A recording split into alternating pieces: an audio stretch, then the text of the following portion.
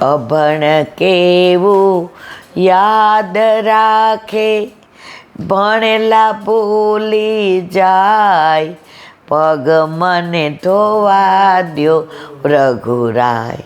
તમારા પગની રજ અડે નર, નારી બની જાય, પગ મને ધોવા દ્યો રઘુરાય. અત્યારે છોકરા ભણતા હોય ને એ ટેબલ કે ટેબલ 8 7 જા એટલે આપણે કઈ 56, બસ શું કીધું એટલે આપણે કઈ 56. બસ તમને આ બધું યાદ છે?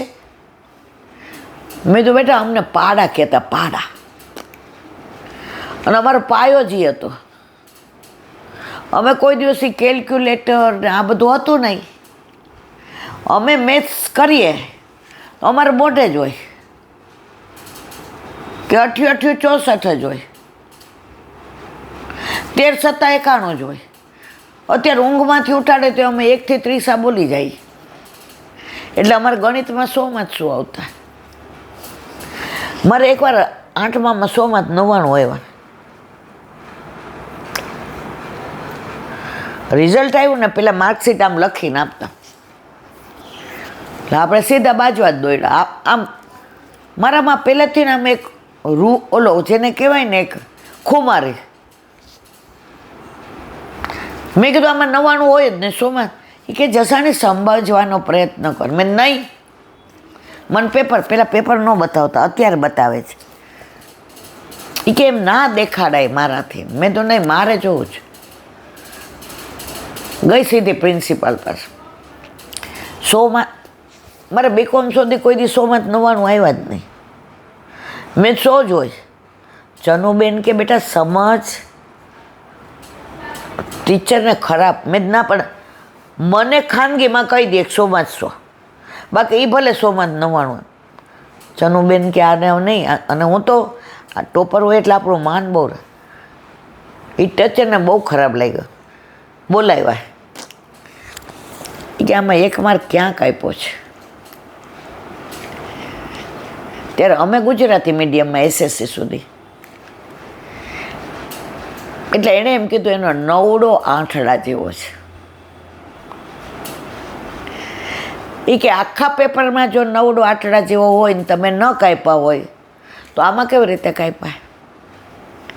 પછી મેં પગે લાગીને કીધું, મને શરમ ન આવી. મેં તો માર્કશીટમાં 99 રહેવા દેજો, પણ મારો સંતોષ થઈ ગયો કે મારે 100 માં 100. અને ટીચરો એવા સિદ્ધાંતવાળા, નહીં જસાની તારી વાત સાચી છે, 100 માં 100. મેં કીધું જો મને આ પ્રેમ કરતા હો તો 100 માં 99 રહેવા દો. એ માર્કશીટમાં 100 માં 99. પણ આવા ભણેલા હોવા છતાંય મારે જે કહેવું તે અલૌકિક છે. અમને સર્વોત્તમ સ્તોત્રમાં બહુ તકલીફ પડી અને મારી બા કડકડાટ બોલતી. પુરુષોત્તમ સહસ્ત્રમાં ઉચ્ચાર કરવામાં બહુ તકલીફ પડ્યા. સ્ટીલ ટુડે આજે હજી મોઢે નથી આવડતું, મારે તો જોવું જ પડે. મોઢે બોલવા જાય ને ક્યાંક ભૂલ પડે તો દોષમાં, એટલે હું જોઈને તો મને મારી બા ઘણી વાર યાદ આવે. આખું પુરુષોત્તમ સહસ્ત્ર મોઢે. ન સમજાય ને ત્યાં પણ અર્થ સમજાવે પાછી. ચૌર્ય વિસારે બેબી ઠાકોરજી ચોરી કરવામાં વિસારો દતા, અને એનો પાછો એકાદો દાખલો દે. હું કહું મારે નથી સાંભળવું, બસ હવે ભણવા દે. અરે તોય કોઈ દિવસ અમને એણે એમ નહીં કીધું, તોય અમને શીખવાડ્યું જ બધું. તો આજે આવા મા બાપ હતા તો આજે આ બધો આનંદ કરીએ છીએ. તો અહીંયા કહે છે કે તમે સેવાના અનવસરમાં વિમુખ હો તો તમારે ભાગવતનો પાઠ કરવો ને કરવો. જે કે એક જગ્યાએ હું ગયો ને તો સેવાના રૂમમાં ગયો તો આટલી નાની અભિરાય હતું, એના ઉપર ભાગવતજી હતા, એના ઉપર ચોખા ને ચાંદલો માળાજીને મેં કીધું એ કે જે ભાગવતજી છે. કોના? કયા છે? સુબોધિની જે છે ભાગવત એ કે એ કાંઈ ખબર નથી. મારી બા લીલા પહોંચી ગયા ને એ વાંચતા હતા એટલે મેં અહીંયા પધરાવી દીધા ને રોજ પગેલા. એ કે આ ખોલવાના હોય, વાંચવાના હોય. આમાં વલ્લભની વાણી છે, આમાં ઠાકોરજીનું સ્વરૂપ ને રૂપ ને ધામ ને લીલા ને નામ ને જે પણ અમે તો કોઈ દી ખોયલું નથી. લાવો હું ખોલી દઉં. પછી ખોલશો તો પૂજા નહીં કરવાની. એ કે રોજ ત્યાં પધરાવજો, પૂજા કરજો, વાંચવાનું રોજ. તો ભાગવતજી પૂજા નથી કરવાની, કરો. ભાગવતજી વાંગમય સ્વરૂપ છે, કરો. આરતી કરો, ભોગ ધરો. વલ્લભે ઘણાને ભાગવતજી પધરાવી દીધું હતું કે આને ભોગ ધરીને લેજે. તો વાંગમય સ્વરૂપ, પણ અંદરનું તત્વ તો જાણો મારા વાલા. આજે જે જ કહેતા હતા, વ્યાપ વૈધો જ ઊંડાણ ઘટ્યું છે. જે વલ્લભે કેવું છે એ કોઈ સમજતું નથી. મનોરથ કરાવો, વાહ વાહ. આપણી વાહ વાહ થાય પુષ્ટિ માર્ગ નથી મારા વાલા. આપણા ઘરે આપણા માથે બિરાજતા આપણા ઠાકોરજીમાં મનોરથ કરીએ એ પુષ્ટિ માર્ગ છે.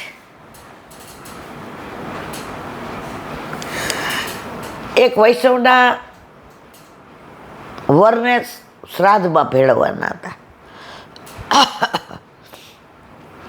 એટલે હવે લૌકિક રીતે બિચારીએ એ બધું કરવું પડે. એટલે કે ઠાકોરજીને ભોગ ધરીને ઓલું બધું કેટરિંગવાળા આવ્યા તેમાં પધરાવી દીધું. એટલે મેં બરાબર. પછી કે 4 દી પછી મેં બધાને પાછા કીધું કે હવે બધા મારા ઘરે આવો. એ કે ના, હવે તારા ઘરે તો હમણાં જ તારા વરનું શ્રાદ્ધ હતું તો આવ્યા હતા ને. એ કે આંટી મારા વરને બધાને પ્રસાદ લેવડાવવું બહુ ગમતો. આ શ્રાદ્ધ નિમિત્તે વિધિ કરીને બધાએ લીધું, એ પ્રસાદ લેવડાવ્યો ન કહેવાય. એમાં તો હગાવાલા ને બધાએ 150-200 જણ. પછી મેં એ 10-12 અને 10-12 મારા વૈષ્ણવને બોલાવ્યા. મારા વરને બધાને પ્રસાદ લેવો બહુ ગમતો હતો. તો મારા વરને ગમતું કરું તો મારા ઠાકોરજી રાજી થાય ને, એની સુધી લે ને. આપણે વ્રજમાં હતા ત્યારે ફોન આવ્યો. મેં કીધું તાર ત્યાં નિરાંતે આવીશ. તો હમણાં મને કે હવે મેં તો હજી બેટા તબિયત એવી નથી કે હું આ બધું ખાઉં ને તારા ઘર સુધી આવું. હું વરસમાં ગમે ત્યારે ઇલાનથી મારા વરને બહુ હતું તમારો પ્રસાદ લે. હા આવીશ. હું કોઈને પ્રસાદ નહીં કે હા સાંજે, બપોરે નહીં. બપોરે મારા ઘરે મારા માથે બિરાજતા મારા ઠાકોરજીનું અધરામૃત મૂકીને ક્યાંય જવાય નહીં. એવું મને ભગવદીઓએ શીખવાડ્યું છે. તો મારે કહેવાનો આશય એ છે કે તમે લૌકિકમાં રહ્યો કાંઈ વાંધો નથી, પણ ઠાકોરજી ક્યારે પ્રસન્ન થાય. હવે એના વરને પ્રસાદ લેવડાવવો બહુ ગમતો. તે કે વર્ષમાં 2-4 વાર મને ખબર ન હોય ને, 4 વર્ષ હોય રસ્તા મળ્યો હોય ને, કાલે આવી જાજો એ કે આપણા ઘરે મુઠ્ઠી મગનો મનોરથ. પછી આવીને કે કાલે ઓલા 4 વૈષ્ણવ આવવાના છો, મુઠ્ઠી મગનો મનોરથ. હું મનમાં રાજી થાવ, પછી હું હસું. એ મને થોડીક વહેલી વાત તો કરું, મને ટોકરીને બધું લઈ આવે ને. એ કે એ હવે સવારે લઈ આવજો ને, તને કોણ ના પાડે છે. તો આપણા ઘરે ઠાકોરજી બિરાજતા હોય તો આવો આનંદ આવે. તમે બહાર બધે જાઓ, જે અન્ય માર્ગીઓ પણ પધરાવતા હોય, એ તો પ્રેમ કી બાત હે ઉધો. દયારામભાઈનું ભક્તિ પોષણ. હજી આપણે મંગલાચરણમાં જ છીએ. આ બધા ગ્રંથોની અંદર ભગવદીઓએ રસ ભર્યો છે. કારણ વર્ણન ગુણાનુવાદ કોના કરવા છે? રસો વયના. તમારે કેરીની વાત કરવી હોય ને, કેરીના રસની, કેસર છે કે હાફૂસ છે કે લંગડો છે કે દાડમી છે, ઓલી કઈ બીજી આવે છેલ્લે લંગડાની આવે દશેરી. તો તમારે રસની વાત કરવી પડે હો મારવાલા. પછી એમાં તમે બાવળની વાત કરો કે બાવળના કાંટાની વાત. અલા ભાઈ રે, તું કેરીની વાત કરશ તો રસની કર. એમ આપણા ઠાકોરજીની ગુણાની વાત કરવા હોય તો અંદર રસ ભૈરો હોય ને. એક વૈષ્ણવ હસતા હતા હમણાં આપણે વ્રજમાં, કેલાબેન તમે લીલાની વાત કરો ને તમે કલાક થાય, અમે 1.5 મિનિટમાં પૂરું કરી દઈએ.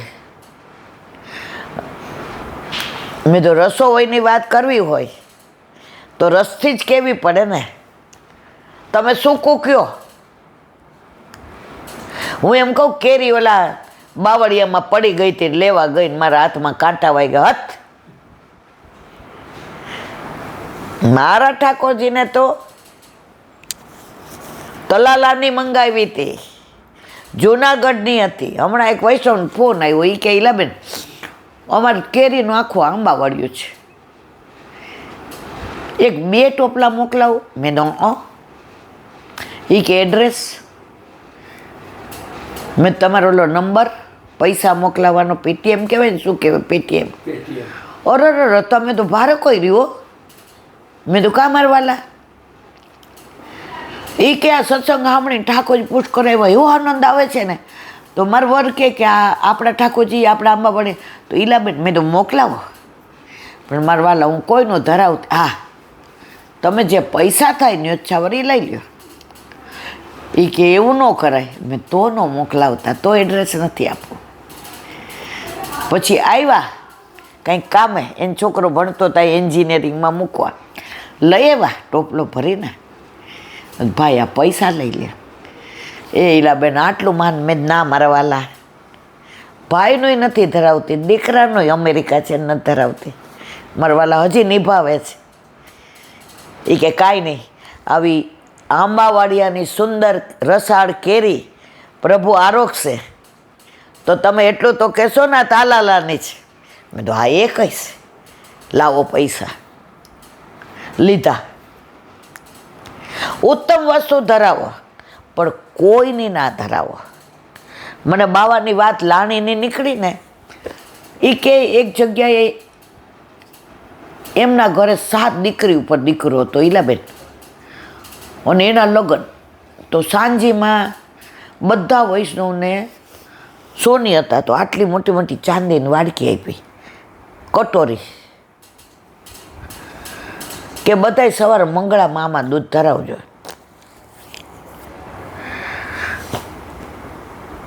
પછી કે અમને એક વૈષ્ણવે કીધું કે જે આ કટોરીમાં દૂધ આવે એટલું ધરાવીએ, અમારે મોટી કટોરી છે ના લાણીમાં.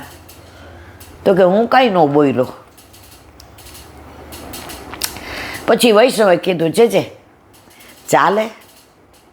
કે બેન તને ખોટું ન લાગે તો એક વાત કરું, કે તારી કટોરીમાં દૂધ ધરાવસ, તાર ઠાકોરજીના ટેવાઈ ગયા છે ક્યાં?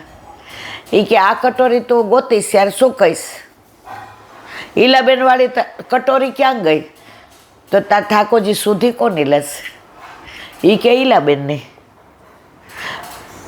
તો તારા ઘરે તારા માથે બિરાજતા તારા ઠાકોરજીને તારે ઈલાબેનની સુધી લઈને દૂધ ધરાવવું છે કે તારી સુધી? એ કે મારી. તો કટોરી શું કામ તારે? જે હાથથી બંધી મારા ઠાકોરજીને એક ચીબુ કાંઠાનાની પણ કોઈની લઈશ નહીં અને ધરાવીશ નહીં. આપણે આ વાત બેઠા હતા ને સાંભળી ગયા. તે દી ઘડીને આજનો દી સમજ અને વાલે સમજ ગયે, ના સમજે વો અનાડી હે. જો મારા વાલા વૈષ્ણવને તમે વૈષ્ણવને પેરામણી કરો, કાંઈ વાંધો નથી. ઠાકોરજીમાં ના થાય. ઠાકોરજીને આપણી સત્તા નો જ ધરાવાય. આજે આપણા ઘરે કોઈ આવ્યું તો એને કરો તમે પેરામણી, કાંઈ વાંધો નથી, એ તમારો પ્રેમનો સંબંધ, એ તો પ્રેમ કી બાત એવું તો. પણ ઠાકોરજીમાં નહીં. તો દયારામભાઈના ચંદ્રાવલામાં આપણે હજી તો મંગલાચરણમાં જ છીએ. પૂર્ણ કામ આપણે યમુનાજીનું કર્યું,